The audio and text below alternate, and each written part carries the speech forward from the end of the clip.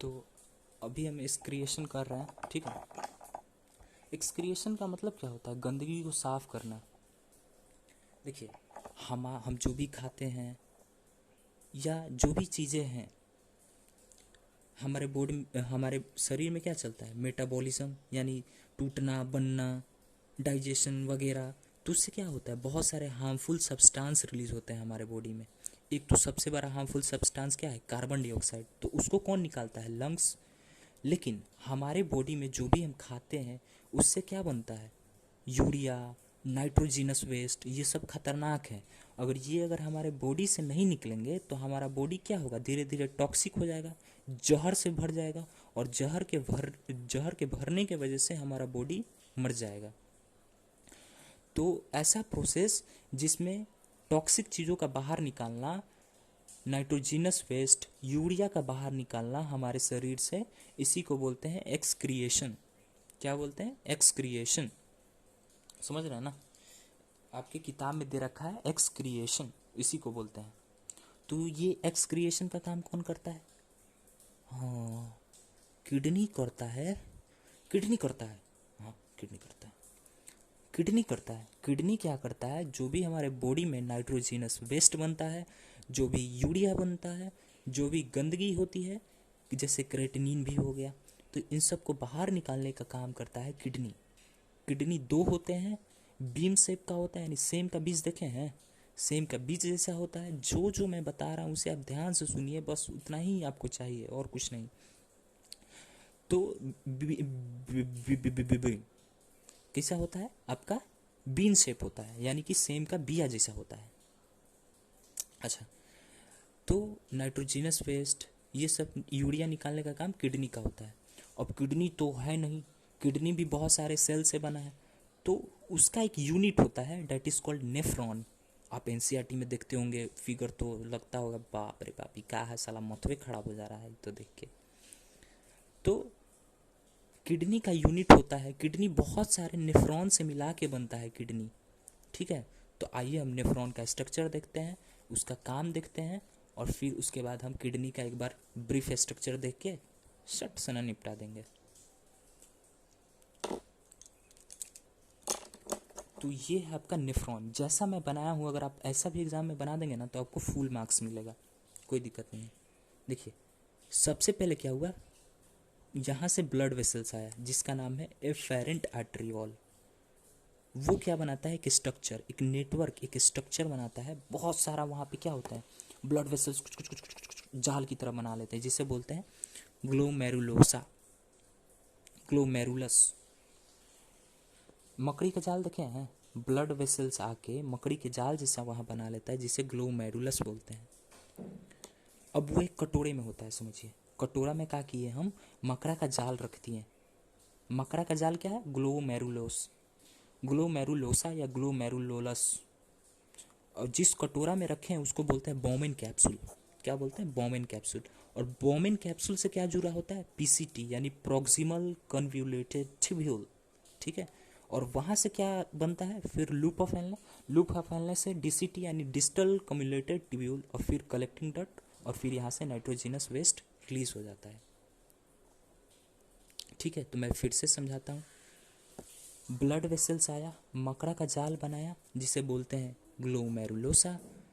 वो मकड़ा का जाल कहाँ होता है? एक कटोरा में होता है जिसे बोलते हैं बोमेन कैप्सूल। फिर बोमेन कैप्सूल से कहाँ आता है? पीसीटी यानी प्रोक्सिमल कन्वोल्यूटेड ट्यूब्यूल। फिर कहाँ आता है? Loop of Henle. फिर कहाँ जाता है? डीसीटी यानी डिस्टल कन्वोल्यूटेड ट्यूब्यूल। फिर कहाँ जाता है? कलेक्टिंग डक्ट, कलेक्टिंग डक्ट से निकल जाता है। ये मैं क्या बता रहा हूँ? किसका पाथवे बता रहा हूँ? यूरिया का। समझ रहे हैं ना?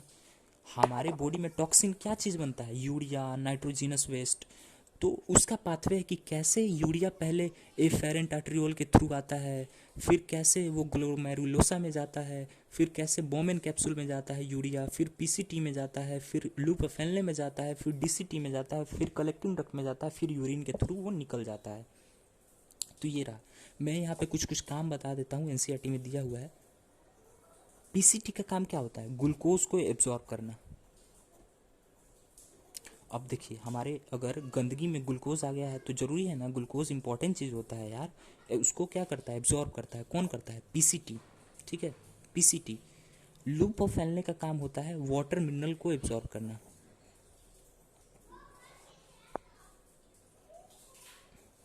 ज़्यादा पानी भी नहीं बहा सकते, शरीर के लिए पानी ज़रूरी है ना। एब्जॉर्ब। डीसीटी का काम क्या होता है, आयंस को एब्जॉर्ब करना, आयन को रिलीज करना, दोनों काम होता है।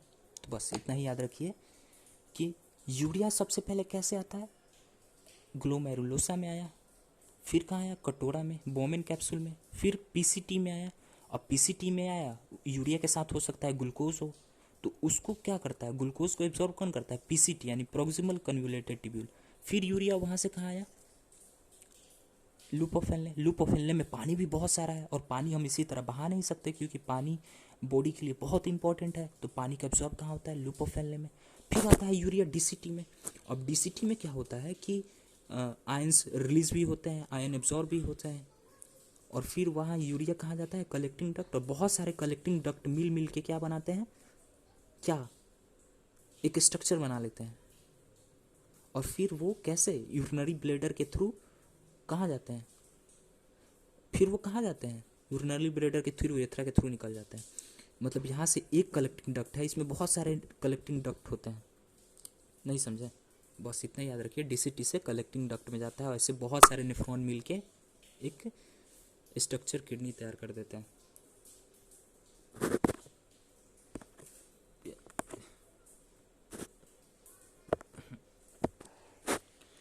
तो देखिए, कलेक्टिंग डक्ट से कहाँ जाता है, कलेक्टिंग डक्ट से एक स्ट्रक्चर बनाता है, और वो बाहर निकलता है कैसे, किडनी से। ये जैसे ये बाहर निकल रहा है, ये क्या है आपका, किडनी से देख रहे हैं, ये बाहर निकल रहा है, इसे बोलते हैं यूरिनरी ब्लैडर।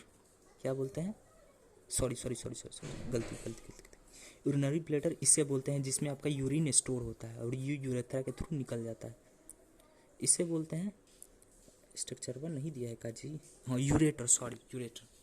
मैंने आपको वहाँ तक समझा दिया था नेफ्रॉन में कि कैसे बोमेन कैप्सूल, फिर पीसीटी, लूप ऑफ फैलने, कलेक्टिंग डक्ट। कलेक्टिंग डक्ट से बहुत सारा स्ट्रक्चर मिल के कहाँ निकलता है, यूरेटर में। यूरेटर कितने होते हैं, 2। ये जो लाइन आ रहा है किडनी से, क्या है, यूरेटर। कितने होते हैं, 2।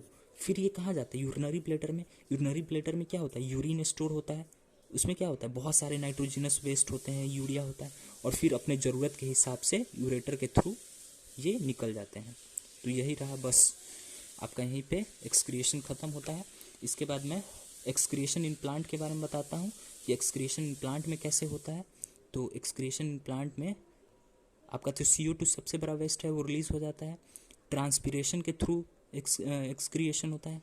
मैंने आपको एक बताया था कि प्लांट क्या करता है, ट्रांसपीरेशन, वाटर को वेपर के फॉर्म में रिलीज़ करता है। तो उससे भी क्या होता है, प्लांट का एक्सक्रिएशन होता है। हार्मफुल वेस्ट जो होते हैं एक्सक्रिएशन मतलब कि ट्रांसपीरेशन के साथ वो रिलीज़ कर जाते हैं। देखिए, प्लांट में एक्सक्रिएशन होता है, पहला होता है आपका, पहला होता है आपका ट्रांसपीरेशन के ज़रिए। ट्रांसपीरेशन करता है जिसके वजह से क्या होता है, वाटर वेपर के साथ हार्मफुल चीज़ें निकल जाती है। एक्सचेंज ऑफ गैसेस वगैरह आप जानते ही हैं, CO2 रिलीज़ हो जाता है, और वो वेस्ट प्रोडक्ट भी बनाता है, जैसे कि रेजिन्स, गम्स। ये सब क्या करते हैं, ये सब प्लांट के वेस्ट प्रोडक्ट है, और ये वेस्ट प्रोडक्ट के रूप में ये रिलीज़ हो जाते हैं। दैट्स इट, बस यहीं पे आपका लाइफ प्रोसेस ख़त्म होता है। प्लांट एक्सक्रिएशन कैसे करता है, ट्रांसपीरेशन के थ्रू, गम्स के थ्रू, रेजिन्स के थ्रू। रेजिन्स बनाता है, गम बनाता है, ये सब प्लांट का क्या है, एक्सक्रेटरी प्रोडक्ट है। रेजिन, गम्स, ये सब क्या है, प्लांट का एक्सक्रेटरी प्रोडक्ट है, प्लांट का एक्सक्रेटरी प्रोडक्ट है। प्लांट एक्सक्रिएशन कैसे करता है, ट्रांसपीरेशन के थ्रू करता है। बस इतना याद रखिए, और इसी के साथ आपका लाइफ प्रोसेस फिनिश होता है। कुछ कुछ रह गया होगा, जैसे कि एक्टिविटी वगैरह ये सब रह गया था, बाकी मैंने सारा कवर किया है। जो भी छूटा होगा आप कमेंट सेक्शन में बता दीजिएगा, फिर उसको देखा जाएगा, फिर उसको कंप्लीट किया जाएगा। Thank you.